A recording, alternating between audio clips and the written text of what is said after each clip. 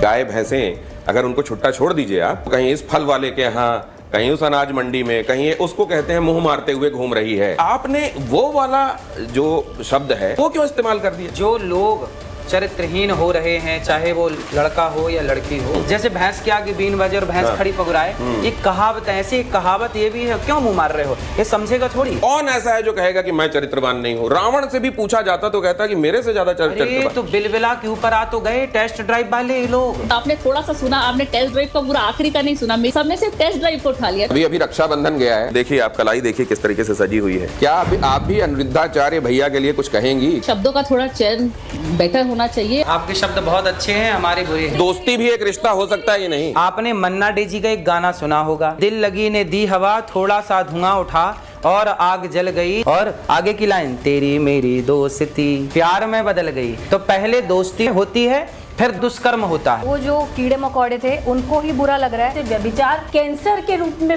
फैला है। इन नारियों को वही लोग सपोर्ट करेंगे जो स्वयं ऐसे हैं। आप कपड़ों पर टिप्पणी करेंगे, श्रृंगार पर टिप्पणी करेंगे, लगता नहीं कि गलत शब्द थे। शब्द यदि मीठे होते अटैक ही नहीं करते।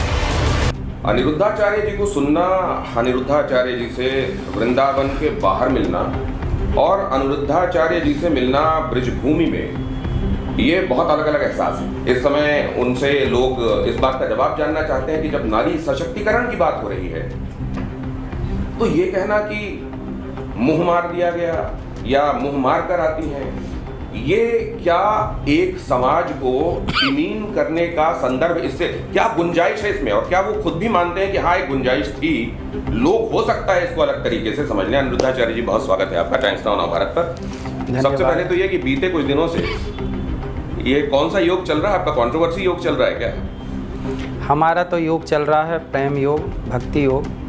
बाकी अब लोग अपने अपने तरीके से जो योग निर्माण करना चाहते हैं वो कर लेते हैं। जाकी रही भावना जैसी, प्रभु मूरत देखी तिन तैसी।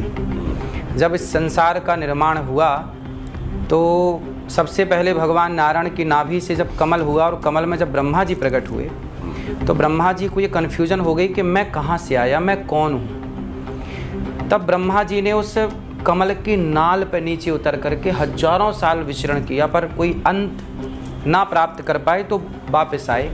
फिर पूछा कि हे ईश्वर, जिसने मुझे बनाया है वो मेरा मार्गदर्शन करे। तब ऊपर से एक आवाज़ आई, तप तप तप। तो उस तप तप को जब ब्रह्मा जी ने सुना तो ब्रह्मा जी ने सुना कि तप, तो उन्होंने समझ लिया कि ये तपस्या हमें करनी चाहिए। उसी तप को जब दैत्यों ने सुना तो उन्होंने सोचा कि ताप लो सबको, नष्ट कर दो। तो एक ने तप का अर्थ लगाया कि तपस्या, और एक ने अर्थ लगाया कि ताप लो। शब्द एक ही था तप, लेकिन उसके दो अर्थ निकल गए। तो जिसने जैसा अपने भीतर विकसित किया होगा बुद्धि के विकास को, वो आपके बातों को उसी तरह से लेगा। तो आप यदि मेरी बात को सही वे पे ले जाएंगे तो बात समाज सुधार के काम आ जाएगी, गलत वे पे ले जाएंगे तो वो झगड़ा खड़ा कर देगा। ये आप बिल्कुल वैसे ही कह रहे हैं जैसे हम लोग लिखा करते थे ऐसे विज्ञान अभिशाप या वरदान है कि आप उसको किस तरीके से ले रहे हैं, वो समाज का भला करेगा या उससे विनाश हो जाए। लेकिन मैं एक बात जानना चाहता हूँ, आपकी कही हुई बात इतने सारे लोगों में, मिलियंस एंड मिलियंस लोगों में कितना प्रभाव रखती है। मुझे याद है मेरी सास आपकी बहुत बड़ी फॉलोअर है बाय द वे, तो मुझे कई बार, देखो अनिरुद्धाचार्य जी ये कहते हैं इसको ऐसे करना चाहिए, ये अनिरुद्धाचार्य जी ने कहा है एक बार देखना, ये मैं आपको बताना चाहता हूँ।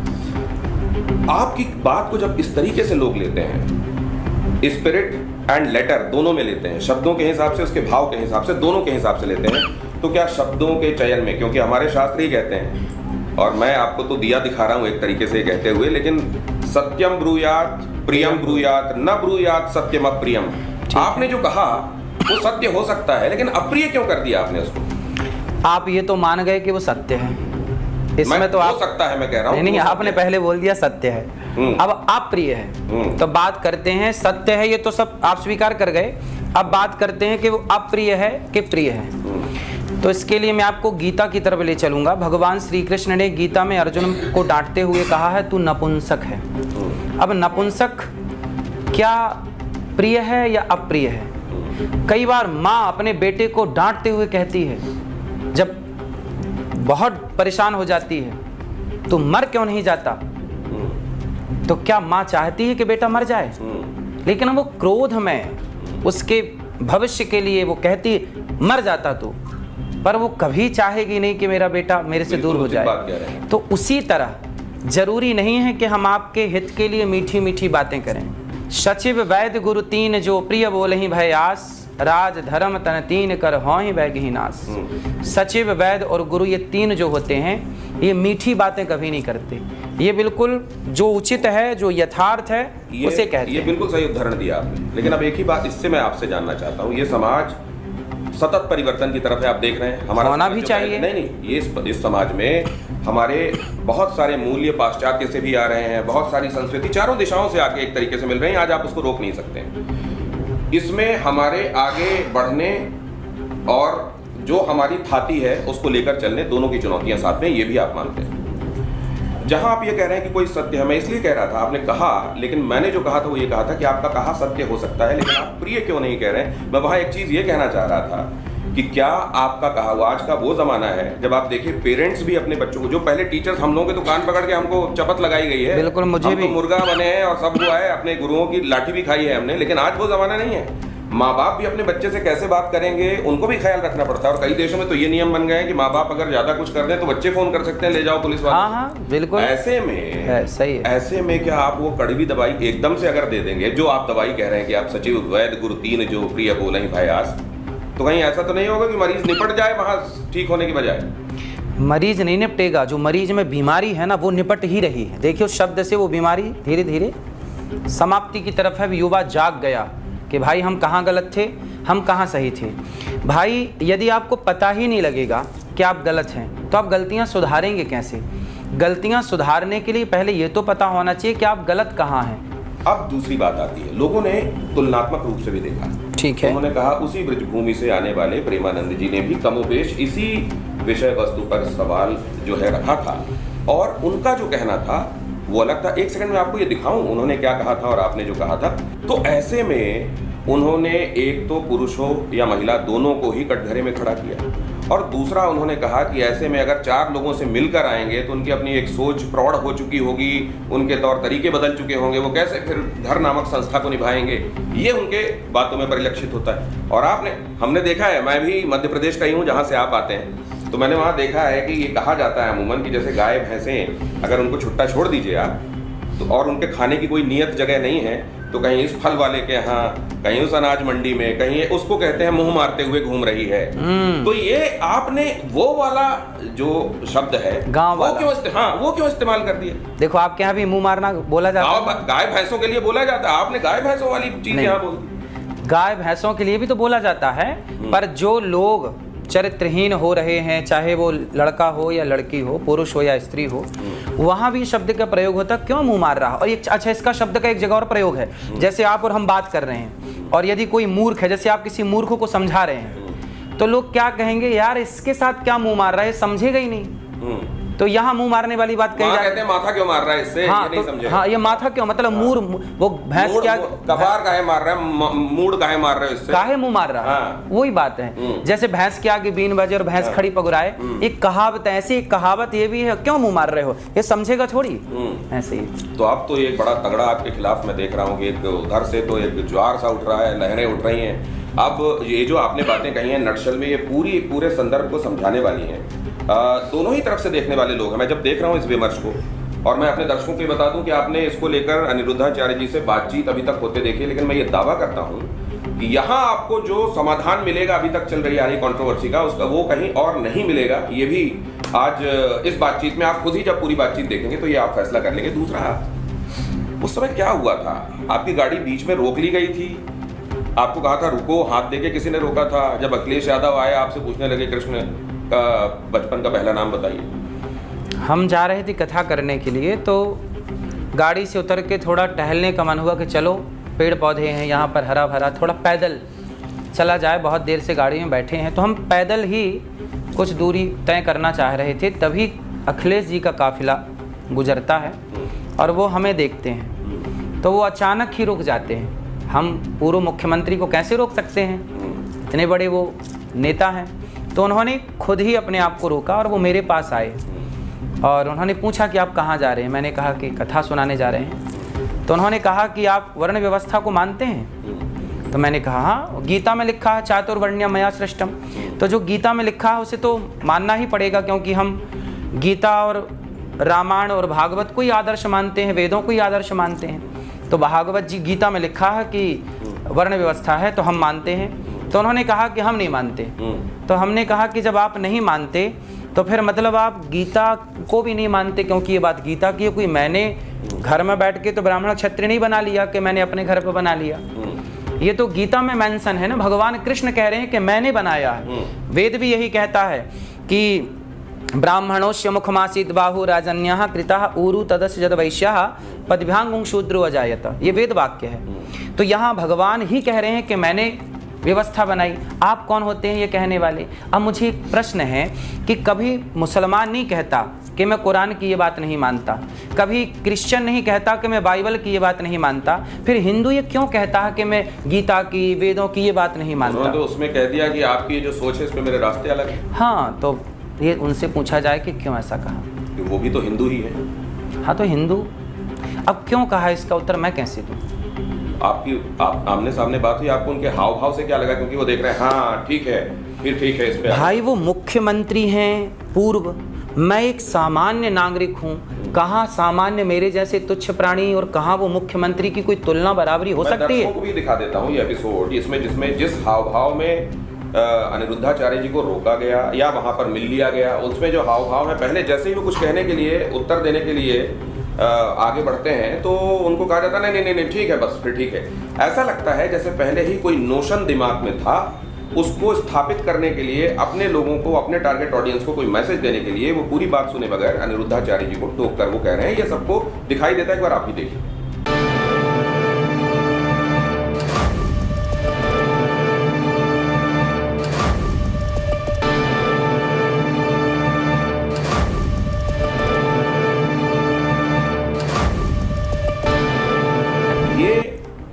अब दो चीजें मैं आपसे जानना चाहता हूं, दोनों बातों को इसलिए मैंने संदर्भ में रखा। आपने कहा कि बच्चियों की शादी कब करनी चाहिए, किस उम्र में आने के बाद क्या हो जाता है, क्यों संस्थाएं आज दरक रही हैं, परिवार एक संस्था है आज क्यों खतरे में दिखाई देती है, इत्यादि। लेकिन अब आप ये भी देखेंगे हमारा देश जो है वो हमने एक संविधान अंगीकार किया जिसके तहत हम चलते हैं। ठीक है। उस संविधान के हिसाब से वयस्कों के अधिकार, उनके विवाह की उम्र, क्या कहीं अगर जिसको कंसेंट कहा जाता है, जिसको कहा जाता है सहमति, आपसी सहमति से दो वयस्क साथ में रहते हैं, इसको लेकर कानून का जो नजरिया है वो आपके सामने है। शास्त्रोक्त क्या है वो आपने बताया ही।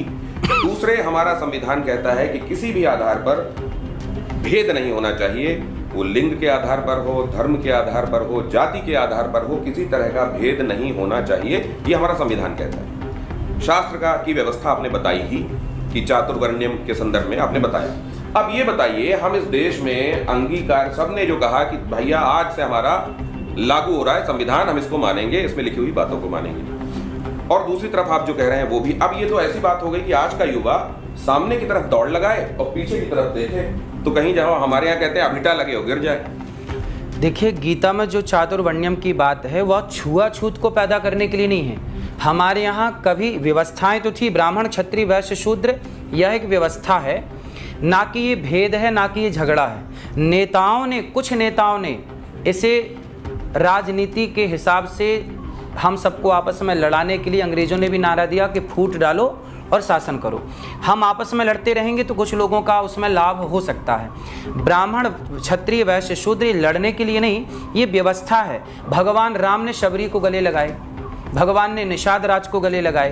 क्या राम ने छुआछूत या भेदभाव रखा? जब हमारे आदर्श राम भेद नहीं करते तो हम और आप कौन होते हैं भेद करने वाले?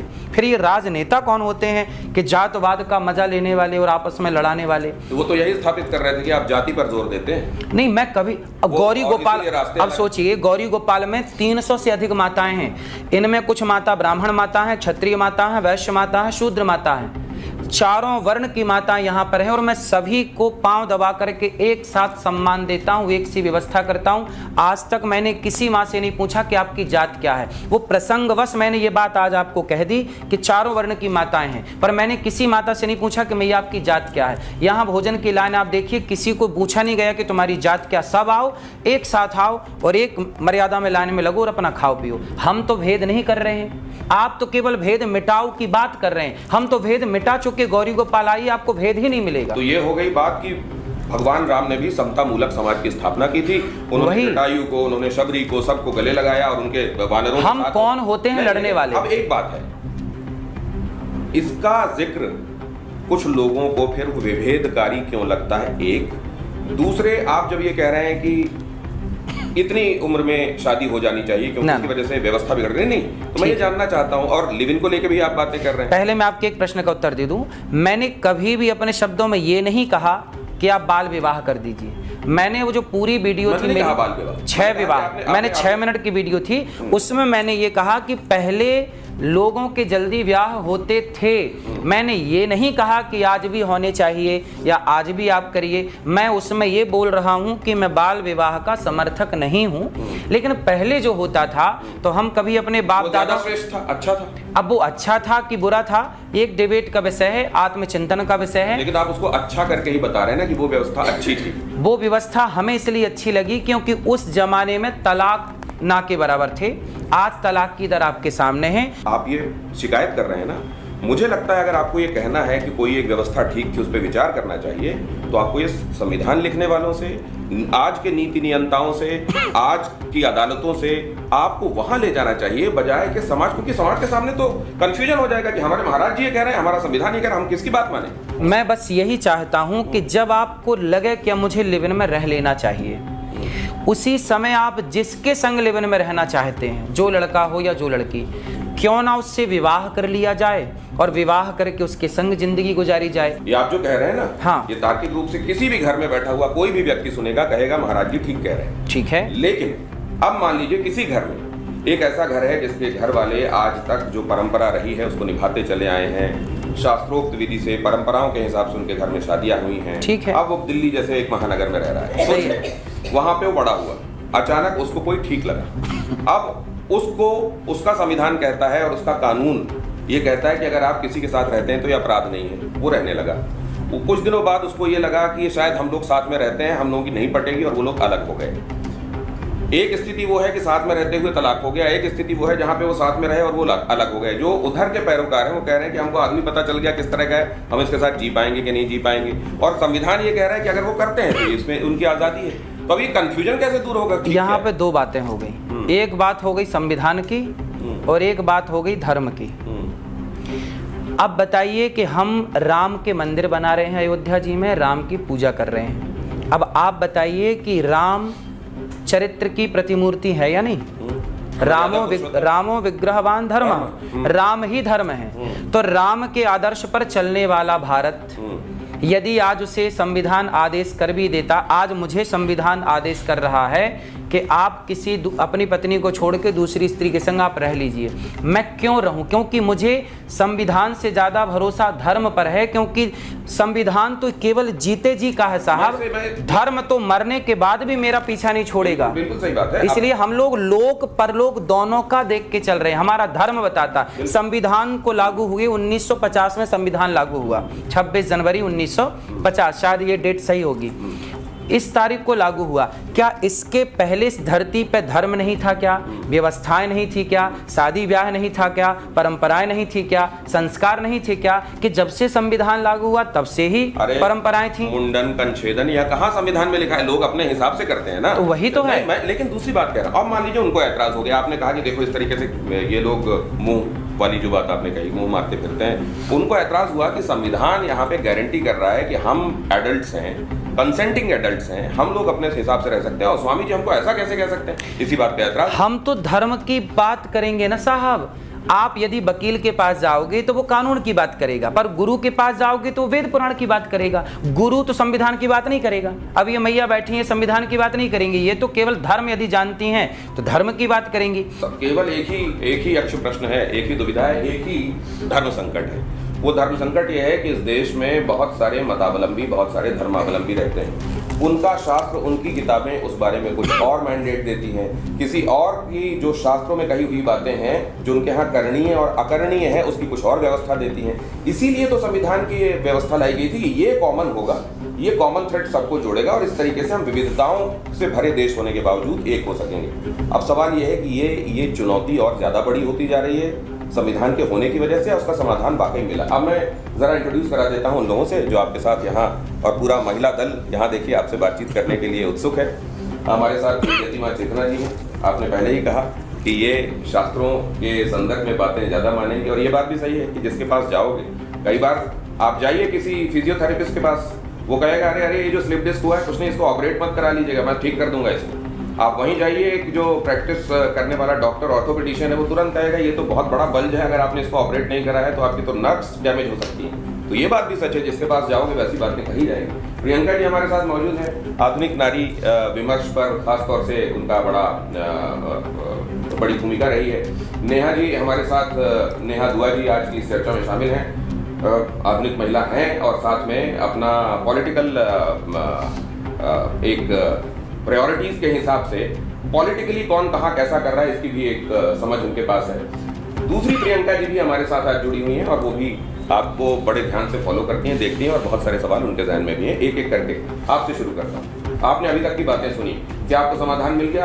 एक फालतू की कंट्रोवर्सी थी या जिन्होंने कहा कि नहीं उन्होंने ठीक नहीं कहा, उन्होंने ठीक कहा है? नहीं, देखिए शब्दों की गरिमा तो होनी चाहिए क्योंकि हमारे संत से ही हमने सुना है, और मैं अनिरुद्धाचार्य जी को भी सुनती हूँ, प्रेमानंद जी को भी सुनती हूँ। लेकिन अभी जो आपने दवाई की बात करी, तो आपको भी ये पता होगा कि दवाई भी कब, कहाँ, कितनी मात्रा में किसको देनी चाहिए ये भी हम लोगों को पता होना चाहिए, और ओवरडोज हो जाए तो उसके नुकसान भी हमें पता है। आज के परिप्रेक्ष्य में अगर आप ये कहते हैं किसी महिला को कि 4 जगह मुंह मारना, क्योंकि देखिए रिश्ते जो हैं वो बहुत कारण होते हैं टूटने के, सिर्फ ये नहीं होता है कि एक्स्ट्रा मैरिटल अफेयर है या आप 4 जगह आप लड़कों में इंटरेस्ट दिखा रहे हैं इसलिए आपके रिश्ते टूट जाते हैं।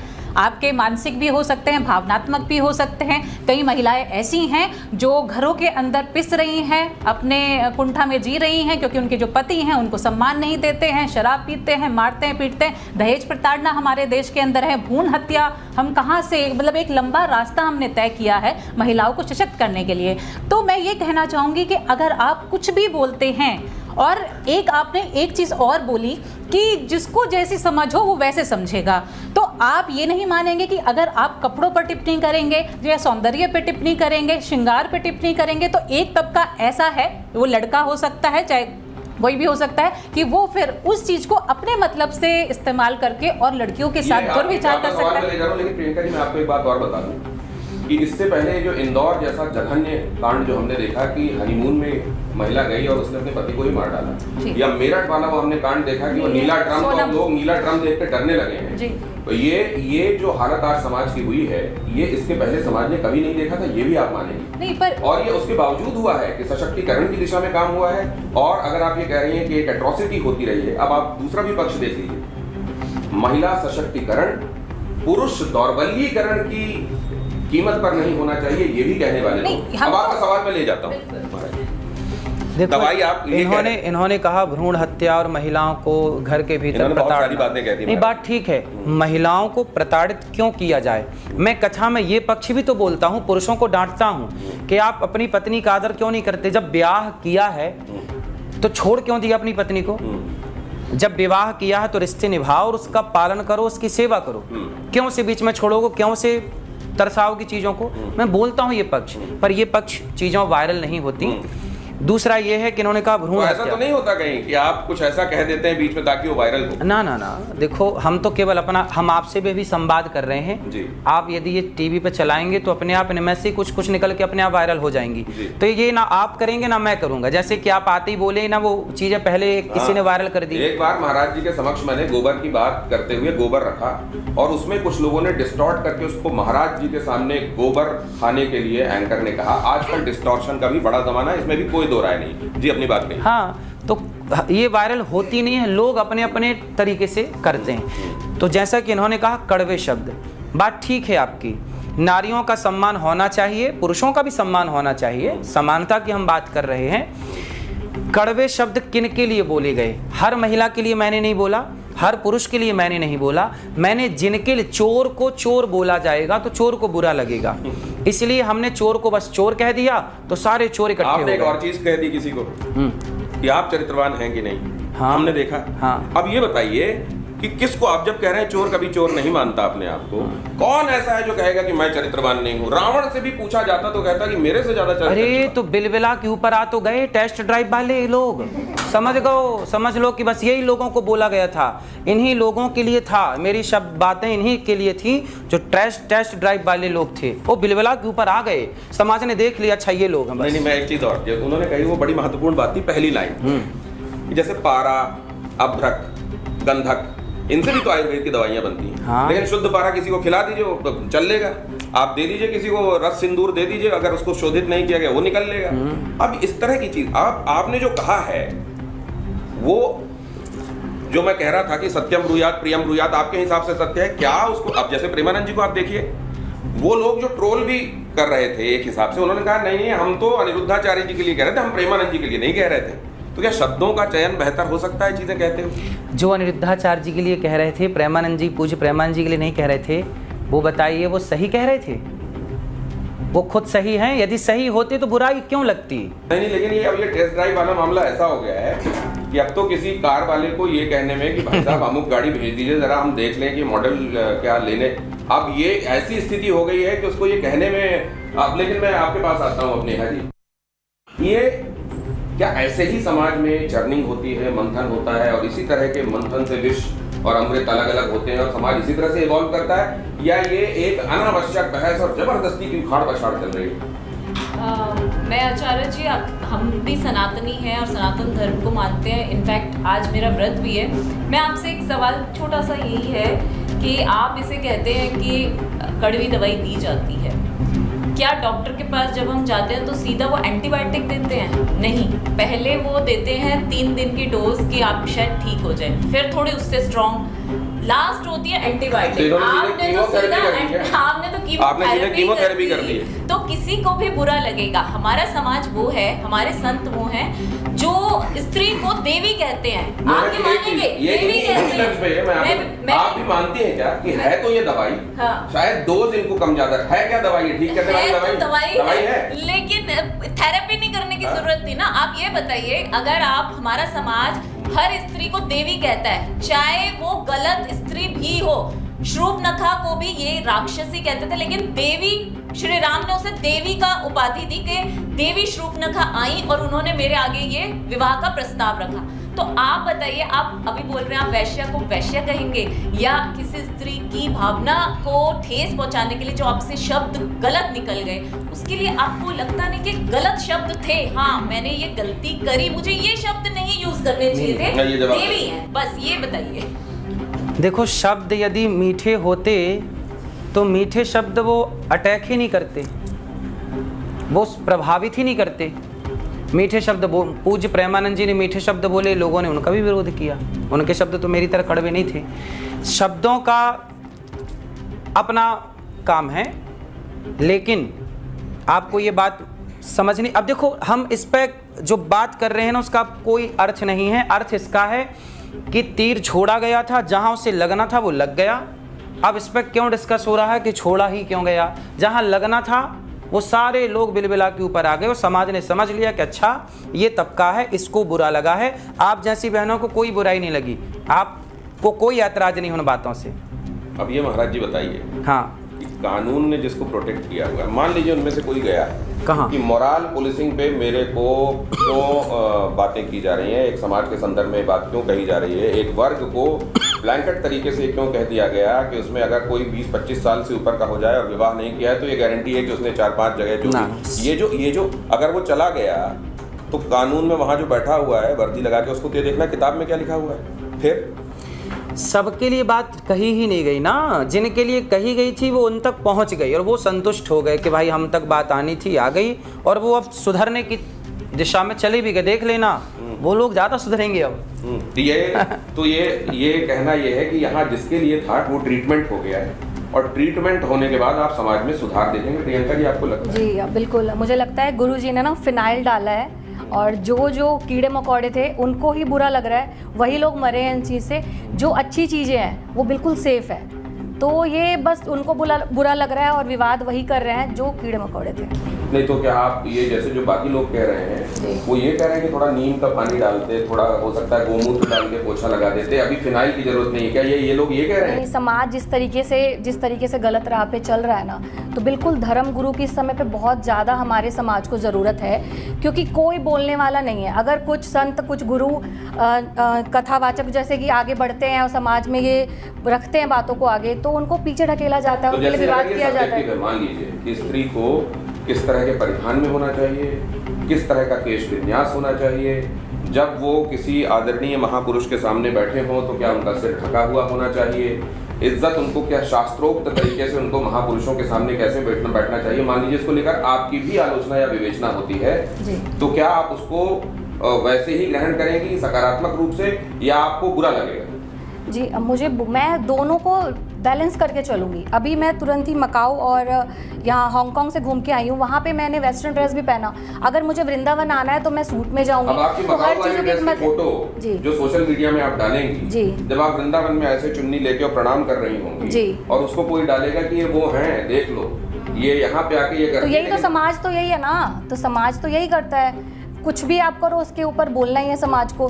तो हमारे एक मर्यादा होता है कि हम कहाँ पे क्या पहने, कहाँ पे क्या जा सकते हैं, कहाँ पे क्या बोल सकते हैं। तो हमारे धर्म गुरु जो हैं उनको रास्ता दिखा रहे हैं, तो सब उनको बुरा लग रहा है। उन्होंने कपड़ों के ऊपर बात करी ही नहीं कि बहुत छोटे कपड़े मत पहनो, मर्यादा में पहनो, मर्यादा में रहो, ये बोला है उन्होंने। वो लोग जो स्त्री ही हैं, इस देश के वोटर्स भी हैं, इस देश के मतलब नागरिक भी हैं, और वो अगर यतीमान टेस्ट ड्राइव की बात कर रहे हैं तो क्या उनकी बातें अगंभीर हैं, खारिज किए जाने लायक हैं, आलोचना के लायक? नहीं, देखिए मुझे लगता है कि संत सामाजिक सरोकार की बात करता है और संत का ही ये दायित्व है कि वह सामाजिक सरोकार की बात करें। और दिनेश जी आज मतलब मुझे तो लगता है कि अनिरुद्धाचार्य जी ने बहुत बड़ा काम किया है, क्योंकि जो गंदगी ढकी हुई थी उसको जब तक उखाड़ा नहीं जाएगा तब तक कैंसर का, अभी वो कह रही थी कि आपने सीधे कीमोथेरेपी कर दी, लेकिन मुझे लगता है कि समाज में जिस तरीके से व्यभिचार कैंसर के रूप में फैला है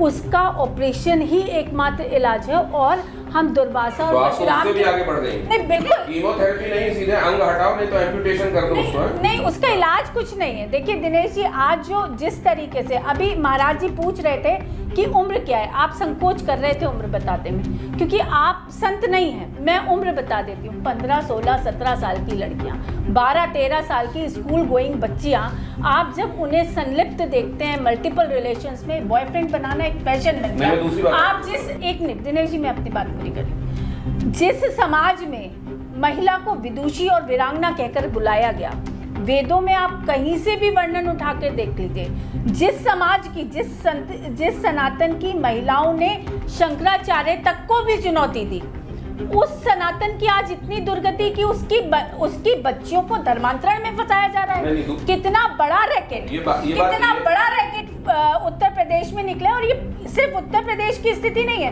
पूरे भारत की ये स्थिति है। आखिर हमारी बच्चियां उस तरफ क्यों चली जाती हैं, उस मकर जाल में वो क्यों फंसती हैं? क्या संत को ये विचारणीय प्रश्न नहीं होना चाहिए? आपने महत्वपूर्ण बात कही है, और जो उनको अनिरुद्धाचार्य जी को रोककर रास्ते में पूछते हैं कि उनका शास्त्र ज्ञान कितना है, मुझे लगता है उनमें से भी बहुत सारे लोगों को धर्मांतरण के इस खेल के बारे में, ये जो सब नहीं, इसके विषय में बात करना चाहिए। लेकिन हमारे यहाँ एक कहावत है, चोर का साथी गटगटा। उन्हें महाराज जी की, मैंने वो वीडियो देखी है, वो इंटेंशनली महाराज जी के पास इसलिए रुके ताकि वो अपमानित कर सके सनातन को। महाराज जी सनातन का एक चेहरा है, प्रखर चेहरा है, और सब लोग सुनते हैं, हर व्यक्ति के मोबाइल में उनकी वीडियोस आती है। ये बात बहुत अच्छी। मैं अब एक दूसरी बात कह रहा हूँ, इतने बड़ी जनसंख्या वाला ये देश है गुरुजी, आप तो जगह जगह जाते हैं और कहते हैं कि अगर गोल पोस्ट क्लियर हो ना और जर्सी का रंग क्लियर हो, ये नीली है पीली, उसका गोल पोस्ट ये है, इसका गोल पोस्ट ये है, तो खेल खेलने में आसानी रहती है, चीज़ों का दिमाग में मकड़जाल नहीं रहता। संविधान की व्यवस्था ये है, शास्त्र की व्यवस्था ये है। उधर जो है वो समाज इस चलन में आगे चल रहा है, ट्रेंड इस तरफ का जा रहा है, लेकिन ये जो कहा जा रहा है हमारे जो पुरखों ने कहा है वो इस तरीके का है। हमारे जो आज गुरु हैं, हमको दिशा दिखाने वाले, वो ये बातें कह रहे हैं। ये जब आज की एक युवा पीढ़ी के सामने चारों तरफ ये 25 तरह की चीज़ें आती हैं, क्या आपको लगता नहीं वो भ्रमित हो जाएगा? देखिए, एक बहन को मैं सुन रहा था, मैं उनको जानता नहीं हूँ, आप जानते होंगे। वो बहन कह रही थी कि मैं घर के अंदर डबल हूँ, पर घर के बाहर जैसे ही मैं निकलती हूँ मैं सिंगल हूँ, और आप मुझे सिंगल ही समझें। अब आप बताइए, कानून इसकी इजाज़त दे सकता है कि आप घर के अंदर डबल हैं और घर के बाहर आप सिंगल हैं, पर धर्म इसकी इजाज़त नहीं देगा। धर्म तो ये कहेगा कि सावित्री के पति को जब ले जाने लगे यमराज, तो यमराज के मुंह से अपने पति को वापस लेकर के आ गई। हमारा देश सावित्री का है, सीता का है। माता अनुसुईया के पास ब्रह्मा विष्णु महेश पहुँचे कि हम भिक्षा तब लेंगे जब आप अपने वस्त्र उतार देंगे, तो माता अनुसुईया ने ब्रह्मा विष्णु महेश को बच्चा बना दिया और आंचल में लगा करके दूध पिलाया। जो पाति व्रत धर्म के बल पर जो नारी ब्रह्मा विष्णु महेश को जीत लेती हो अपने धर्म के बल पर, वो नारी कैसे कह सकती है कि मैं घर के भीतर तो डबल हूँ और घर के बाहर सिंगल हूँ? अब बताइए, ये हर उस मर्यादित नारी का अपमान नहीं है जो घर के भीतर भी डबल है और घर के बाहर भी डबल है? डबल मतलब पति और पत्नी। क्या ऐसी नारियों को आप सपोर्ट करेंगे या भारत की कोई भी मर्यादित नारी सपोर्ट करेगी? इन नारियों को वही लोग सपोर्ट करेंगे जो स्वयं ऐसे हैं। भले लोग क्यों सपोर्ट करेंगे? हम भला समाज चाहते हैं, ऐसा समाज नहीं चाहते। ये जब आप कह रहे हैं कि तीर निशाने पर लगा, ये जो टेस्ट ड्राइव वाली बात कही गई है, ये मैं चाहूंगा कि ये उनको एक बार जोड़ा जाए। कुछ लोगों को बाद में एहसास होता है कि उनके मुंह से गलत बात निकली है। क्या उनको ये एहसास है कि उन्होंने गलत कहा था, या उनको आज भी ये लगता है कि उन्होंने जो कहा था वो ठीक है और आज भी डंके की चोट पे? क्योंकि ये बात स्पष्ट की गई कि हमने सबके लिए नहीं कहा है, हमने गलत के लिए कहा है। शास्त्रोक्त बातों को लेकर हम चलेंगे तो हमारी जिंदगी अच्छी रहेगी। कानून में कई विधान बनाए गए हैं, लेकिन उन विधानों को विवेकपूर्ण तरीके से देखना पड़ेगा कि सही है, हमारे लिए करणीय है, क्या करणीय है क्या नहीं है। ये बात यहाँ कही गई। क्या टेस्ट ड्राइव वाली बात पर माफी, अगर आप कनेक्ट कर सके मुझे प्लीज, यहाँ अगर उनको ला सकें। मानवी तनेजा जी, आपने ये जो टेस्ट ड्राइव वाली बात, यहाँ मैं अनिरुद्धाचार्य जी के साथ हूँ, क्या आप इसके लिए खेद प्रकट करेंगी? क्या आप माफ़ी मांगेंगी? क्या आप ये समझेंगी कि हमारे समाज में अगर कोई बात आपको बुरी भी लगी है तो उसको व्यक्त करने का एक तरीका होना चाहिए कि देखिए ये ठीक नहीं है? ये जो आपने टेस्ट ड्राइव जैसी बात कर दी, क्या आपको इसके खेद है?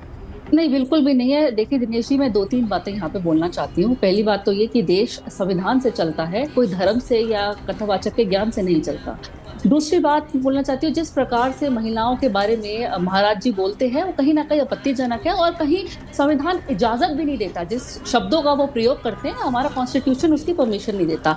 अब रही बात टेस्ट ड्राइव की, टेस्ट ड्राइव का मतलब है आप अपने रिलेशनशिप को टेस्ट करते हैं, उसके लिए शारीरिक संबंध करने की जरूरत नहीं है। मानवी जी, मैं एक चीज और जानना चाहता हूँ। हमारे समाज में, जैसे आपका भी जन्म हिंदू परिवार में, हिंदू रीति रिवाज के साथ आपको संस्कार दिए गए होंगे, कंछेदन हुआ होगा, आपका अन्नप्राशन हुआ होगा, पहली बार जब अनाज खिलाया गया होगा, वो सब हुआ होगा। बहुत सारी बातें ऐसी हैं जो कहीं संविधान में लिखी हुई नहीं है। हमारी परंपराएं हैं, हम उसको मानते चले आए हैं और उसको मानने की आज़ादी हमारा संविधान देता है।